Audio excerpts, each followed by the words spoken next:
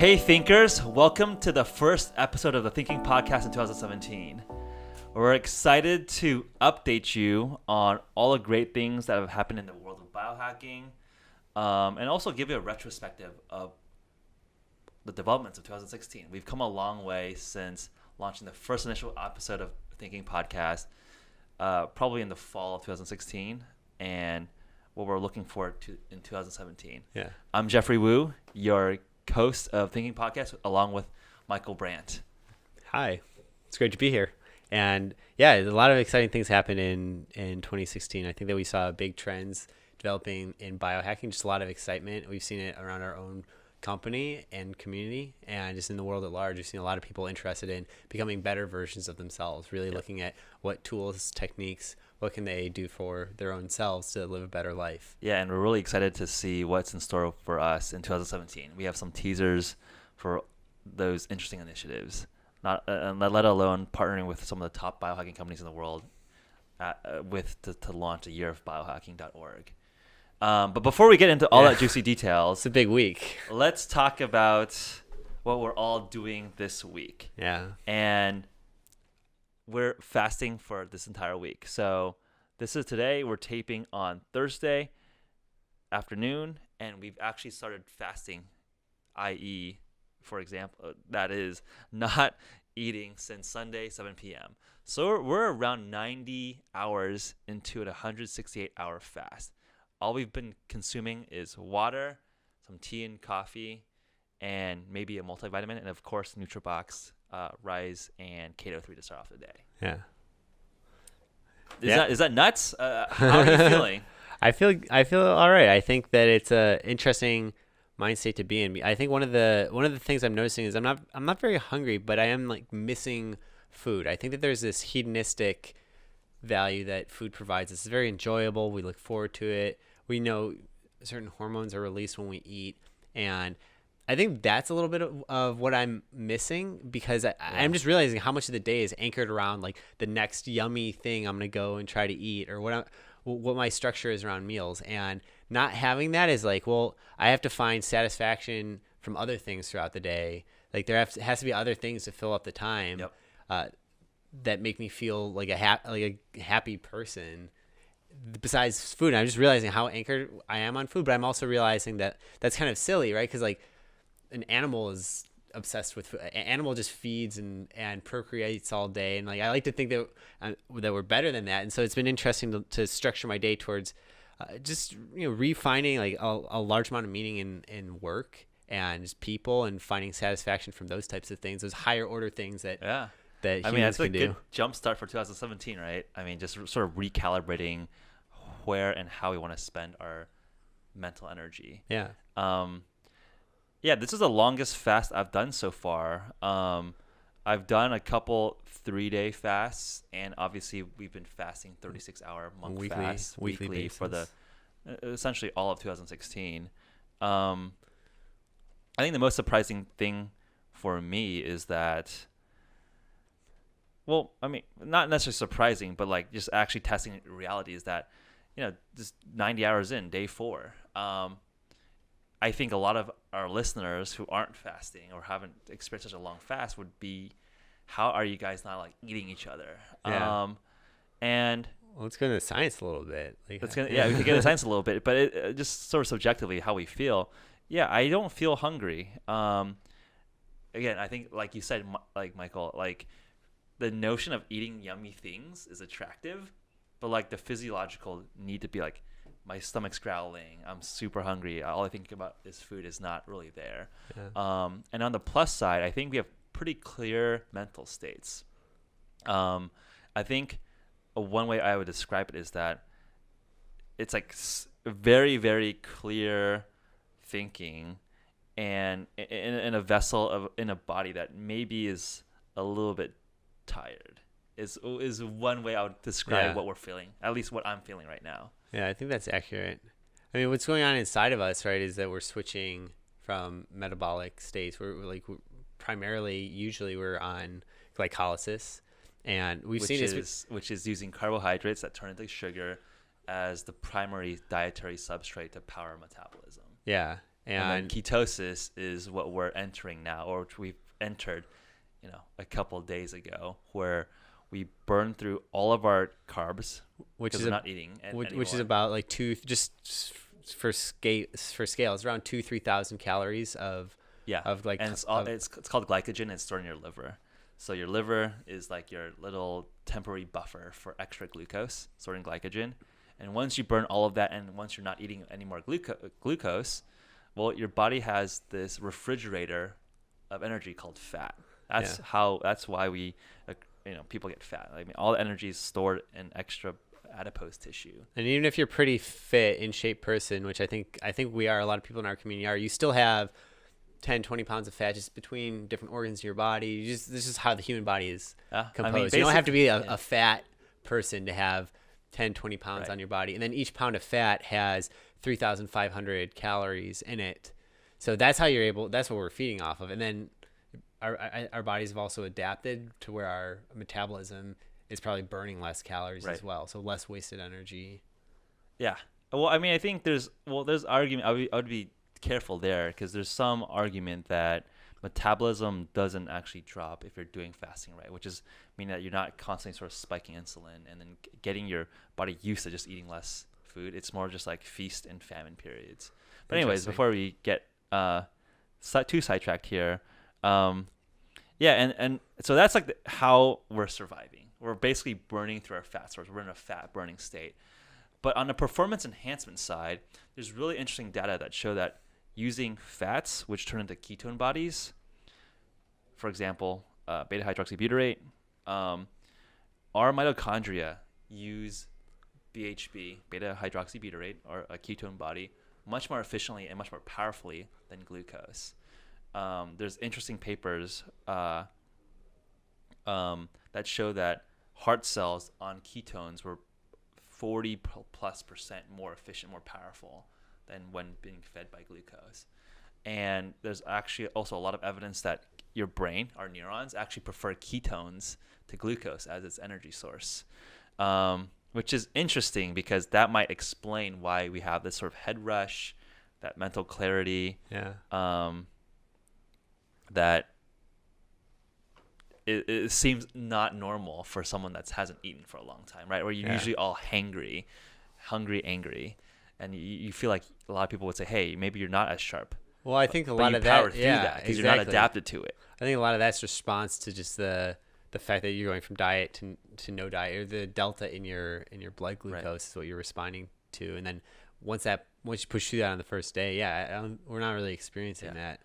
Yeah, I think the hardest part for me was the first, the second night and the third night of sleeping and like feeling the hunger pains. And after, the third, like the fourth day and like today, it isn't that bad at all. Yeah. Like I don't have any hunger pains really. But this isn't just us. Basically, the entire Nootrobox team actually committed to fasting with us. We're still powering through, but a couple of us have dropped off, including our producer Zil, who's monitoring all the signals here. But he did stick out 72 hours, which is not easy. So props to anyone who's trying to experiment and do new things. We're all about people pushing the limits and reaching new levels. And it's not even just our company; it's also thousands of WeFast members.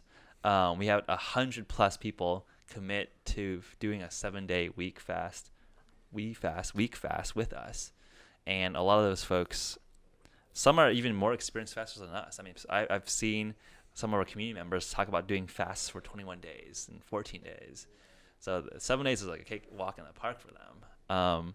But also we've inspired a lot of new people to start trying and pushing their own limits. So it's really cool to see it grow and have such positive reaction towards. Yeah.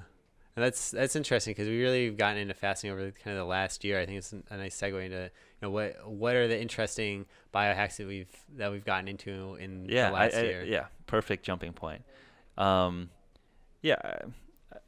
mean, we started the podcast in 2016, and one of the most coolest aspects of this past year was seeing our community grow.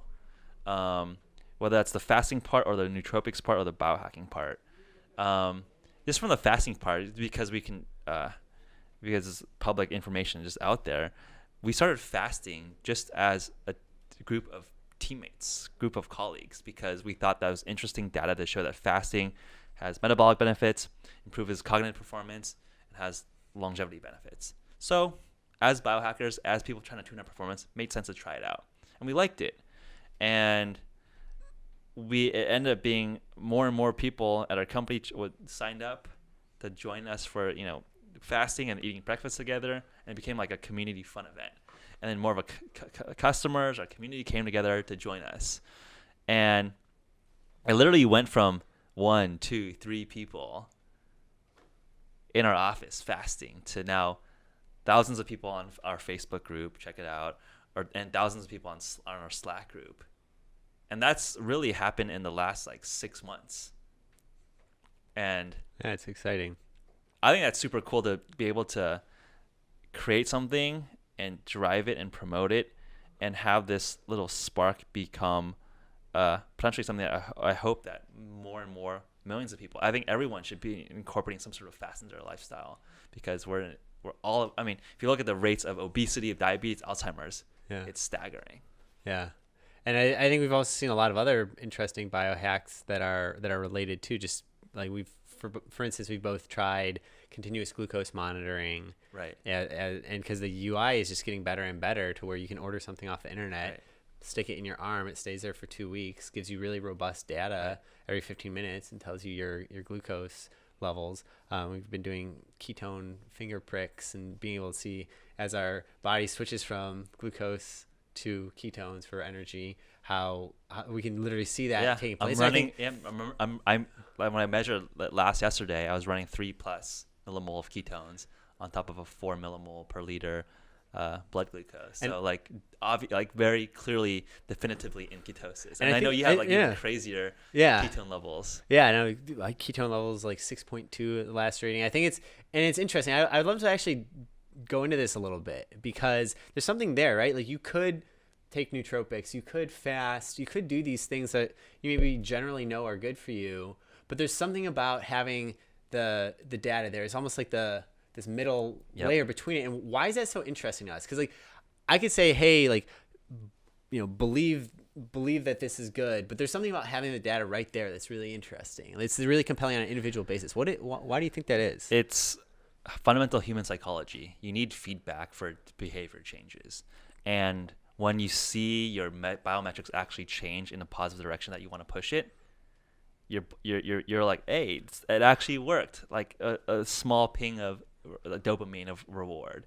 And I think that's how you truly build good habits, good routines, when you get good feedback, right? Like, I think when we're working a task that seems thankless, people give up because it seems like, I don't know if I'm doing anything. Like I don't know, like maybe voting in America is like that, where like my one vote out of 120 million votes that were cast, I don't know if that does anything. But if you can actually see something happen on your own individual basis, that's a positive feedback loop. Yeah, and I think that it also helps people be better managers of it, because I think that it a lot of ways shines a spotlight onto what's really going on there, where it's easy to trick yourself, but it's hard to trick yourself when you actually have these objective measurements. Like, you can try to keep a healthy diet, but your continuous glucose monitor is never going to lie. Right. You can try to have a healthy diet and then sneak a bite of your friend's cake or whatever. Like, you can kind of cheat and trick yourself into thinking that doesn't matter. Right. And I'm not saying you should never do that kind of stuff, but it's good to be truly accountable. You're accountable. Yeah, I think that's the right word. And you're able to actually to see on an ongoing basis, like, okay, cool, when I'm eating this, what happens to me? When I'm doing this activity, what happens to me? And I think that's exciting for people. I think that one of the key things that we're pulling out here too is just what are the main things to track? What are the most interesting things to track? Because it's easy to get lost in this like Right. all this data. And I think one big piece of feedback that we've really gotten from people is that they like just something that's manageable. Like what are the main biomarkers to Right. track? What are the main ways I know that? And we actually started like essentially pulling a lot of that together through our biohacker Yeah. challenge when we started committing to doing a 90-day biohacking protocol where we would choose that we would measure, well, we measured basically everything, blood, stool, urine, saliva, and then also, cognitive, and we would have a strict intervention or biohacks around intermittent fasting and nootropics, nootropics. And we would record and track how those interventions, those biohacks would affect our biometrics. And we got a ton of interest from you guys, from our community, to know how to get involved. So we actually put together for 2017 yearofbiohacking.org.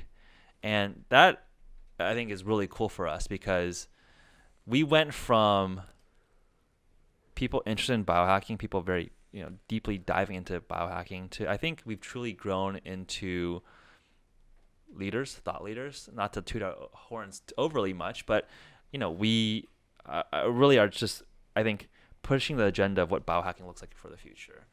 And I think a sign of that is that yearofbiohacking.org, we pulled together some of the best companies in the space of biohacking to partner with Nootrobox and us to help inspire more and more people to biohack.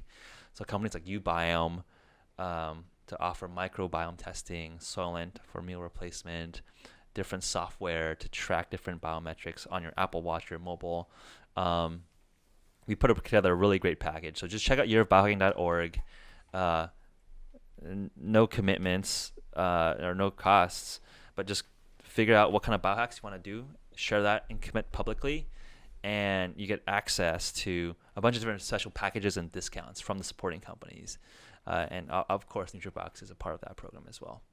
Yeah, it's exciting to see. This is an acknowledgement that if you're trying one thing, you're probably trying all these other things. Right. Right. If you're trying Nootrobox, you're probably also interested in uBiome or Soylent. You're interested in being a better version of yourself. Right. And it's this acknowledgement that we brought together in the Year of Biohacking to say, hey, this all is part of a coherent story for how you live your life. You want to be a better version of yourself. This all makes sense together. Yep. What else has been interesting in 2016? I think a couple personal cool accomplishments for us and our business has been the launch of GoCubes. Yeah. I mean, it sounds like such a long time ago, but it's really only been like 9-10 months. Yeah. I remember launching GoCubes in February 29th. It was a leap year, 2016. And we were going to go to South by Southwest.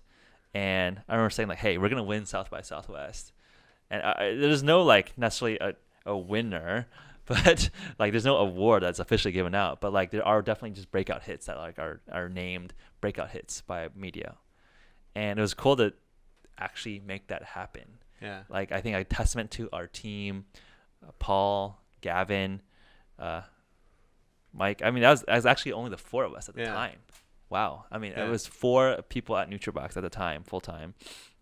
And we just hit the streets hard, got everyone excited about GoCubes, and literally like New York Times, Macworld, and every single sort of follow-up story on the South by Southwest of 2016 claimed and I guess proclaimed GoCubes as the breakout hit of South by Southwest, which is like a great little anecdote of how such a small group of people can make such a big impact. Yeah, I think it's neat to see how a product can go well with really smart, sophisticated people that are trend spotting. But a lot of how we got there too was just handing it out to everyday people on the street, and it's cool to see how it resonated at all levels. Like I always think of GoCubes as being biohacking light, right? Because it allows you to be precise and modular. It has caffeine, L-theanine, B vitamins. It has better performance than a cup of coffee. Yeah, and it's but more it's still convenient. Friendly. Yeah, it's got all these things that you would consider that like actually make a lot of sense for a biohacker. It's it lets you take it with you on the go. You can have it exactly when you need it. Like, don't drink an arbitrary full cup of coffee that you don't know how much caffeine is in it first thing in the morning. Have something that's precise, and then like a few hours later have something else that's precise, and really manage your day. And people are becoming biohackers without even knowing it. You could we were giving Go Cubes out to someone on the street, and like they would get it instantly, even if they've never heard the word biohacking. Right. They're into it. Right. And that's really cool to see as we're developing even more like exciting stuff in R&D. It's cool to see that in general there's this zeitgeist towards people wanting to just be more biohacker. Right.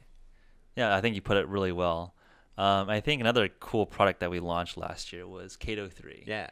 And I think that it was, well, one, I think from a form factor, our first soft gel, which is a lot more complicated to manufacture than capsules. But it is. I think that it was cool to really build an omega-3 product that actually made sense. We all know from mass media that, hey, omega-3s are beneficial for us. And it actually is backed by good science. Our diet is, there's two types of omegas, omega-3s and omega-6 fatty acids. And usually you want a 1-to-1 ratio. That's how we were evolved with. But in our Western American diet, we're super heavyweight on omega-6 and very light on omega-3. So a lot of us should be amping up our omega-3 content.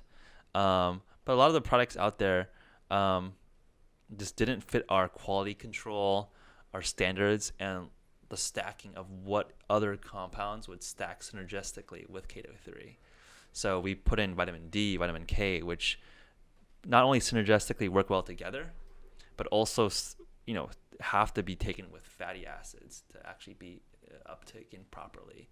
And then, so I think all these small details that one doesn't realize when you're just going to a vitamin store, we look at that, we look at the science and actually solve for them. Yeah, and I think it's been cool to grow our offering to our community based on what people are taking and what else they would want to take, what else kind of completes, and that feedback is always awesome to hear from people. Yeah, we love hearing. Keep giving us product ideas and feedback. I mean, I think that's the lifeblood. I think that's what's so special about our community, you guys. We see some of you at our biohacker breakfast, but we know that not all of you live in San Francisco and can't make it out, every single time. But we are listening. Yes. You'd be surprised how tight-knit our team is here. Like, everyone kind of knows everything that's going on, and whenever we get a product idea or comment or whatever about our products, we all hear, like Jeff and I hear those things. And Cato 3 started because people were asking, what else should I take? What do you think about omega-3s? And we got thinking, and then we have things also in the pipeline along those same lines that it's just great to hear what people want and then be able to go and build that. Because I've worked at a lot bigger company. I worked at Google. Google's an awesome company, but it's different working at Nootrobox now, where we can very quickly go and build something within 3-6 months, whatever. If we have a great new product idea that comes from our community, comes from us, wherever, we can actually take action on it. Yep. And it's exciting. And I think it's the right time, right place. And that brings us to anything else that excited you in 2016 before we talk about 2017 and what's on the roadmap for us as people and as a company? Nothing big. I mean, I think it was just interesting to... I guess the last shout out, I just thought it was that our team has really grown. I mean, I think since the 4 at South by Southwest, we have, an awesome new supply chain operations lead to really take our supply chain to the next level to fulfill all our thousands, tens of thousands of customers. Ben Woosley, who's a super experienced engineer, who's a top 100 contributor to Ruby on Rails, which most of the world's websites are built on, is on our team. To Michael Lee, different from Michael Brandt, who is a genius designer, has led design for Coin. You might have seen that really viral credit card app that lets you switch credit cards within one device. And of course, Zill, our Thinking Podcast producer. Without these awesome additions and a few other names, I don't want to bore everyone with just a biography of everyone, but without these new awesome additions, we couldn't be accelerating as fast as we are.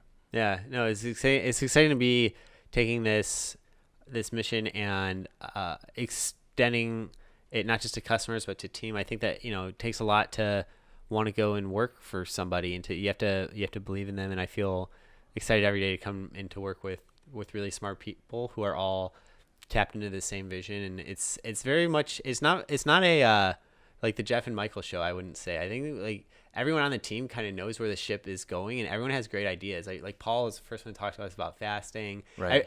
Everyone on the team has, I think, different ideas about what humans as the next platform means and what ideas that we can contribute towards that. And it's fun to go into that kind of work environment every day where people are just thinking about maybe the same initial problem that we came up with, but they have all these new exciting ideas and new talents to put towards it. I'm excited every day. I think we both work a lot, and it's exciting work. There's nothing else I'd rather be doing. Yeah, I think biohacking or aspects of biohacking will be just ubiquitous. Will very much tip in the mainstream within the next 3 years. Yeah. If that's like something I could proclaim for 2017, I think things like yearofbiohacking.org and just growing our existing product and community base, customer base, are real drivers to making that a reality. So I think from a high level perspective, I'm looking forward to in the future, it's that just realizing that biohacking is inevitable. The notion of enhancing ourselves, like I guess another way to look at it is that human progress has never stopped. We as a species has always increased our manipulation of our universe, of our surroundings. And I think we're at one of the most interesting points where that boundary is internal ourselves. And that's where we see a lot of huge gains with longevity, with performance.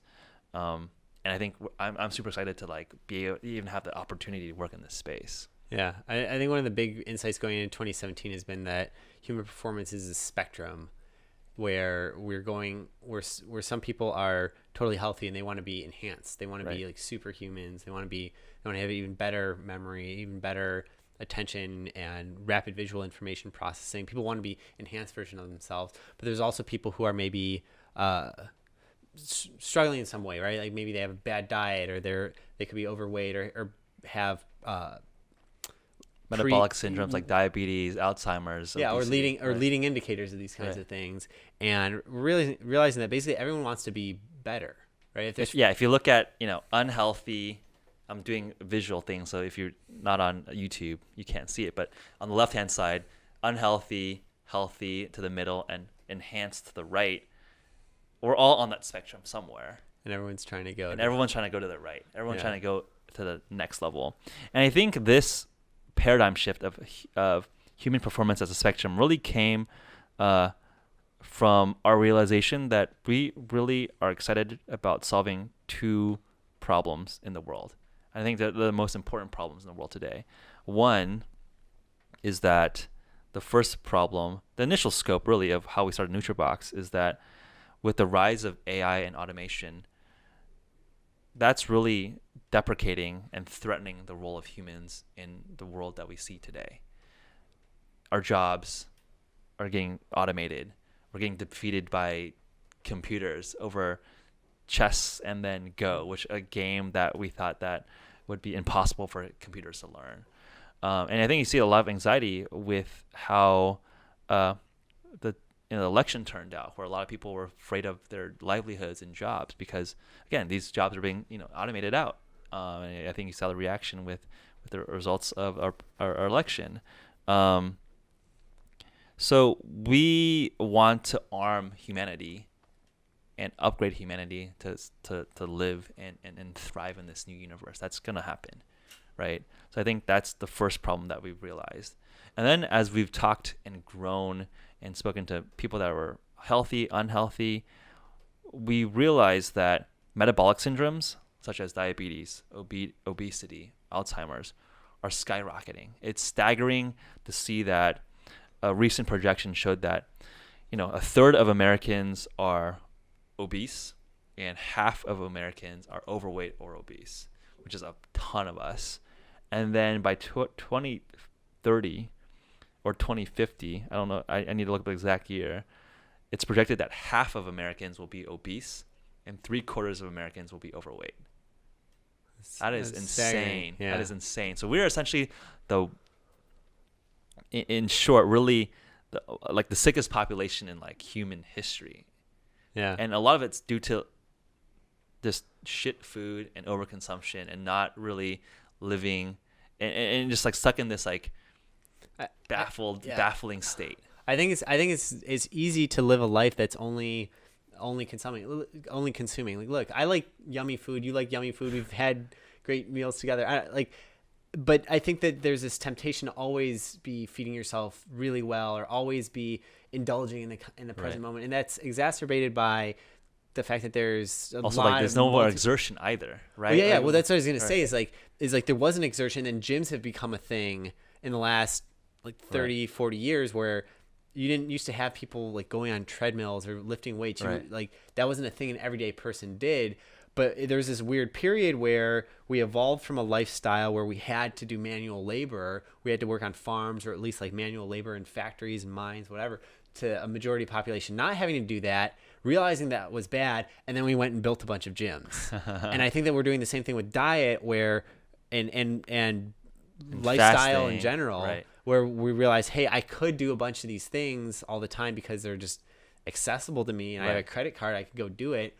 But that they're not necessarily great for you. And I think that a lot of it is, you know, I met a lot of people, everyone wants to be better, but a lot of times it's just people are in the dark about what to actually do. It's like, imagine like before there were gyms everywhere, people are like, well, what do I go do? And what's the paradigm for what's next? Like, how do we help people be better in the next stage about what they're putting in their body? And I think when you might listen to this, you're like, okay, these are two completely separate problems. Well, why are you talking about it together? Well, again, back to human performance as a spectrum, we really think about these two problems as the same coin, two different sides of it, two sides of the same coin, where, again, back to the analogy of unhealthy on the left, healthy in the middle, enhanced on the right, we're all on that spectrum, and we're all looking to go to the right. We're looking to go healthier or enhanced. Yeah. And that's, I think, really encapsulates what we're all excited and motivated to do in 2017. Yeah. Let's do it. I mean, I think that's like a super broad, aggressive goal, but like I wouldn't want to work on any other problems. Like you gotta just choose hard problems that you're passionate about, they have expertise in, and just really go after it. Yeah. Yeah, and we have some really exciting things in the pipeline, and people should stay tuned. We have a lot of interesting things in the works. Yeah. So we'll leave it at that. Yeah. Welcome to 2017. I hope you all have a great, productive year. Hopefully Nootrobox can be a part of helping that year be more productive and more effective. Until our next episode, this is Jeff and my buddy. I don't know why I called you buddy, but my co-founder, co-host, and buddy, Mike.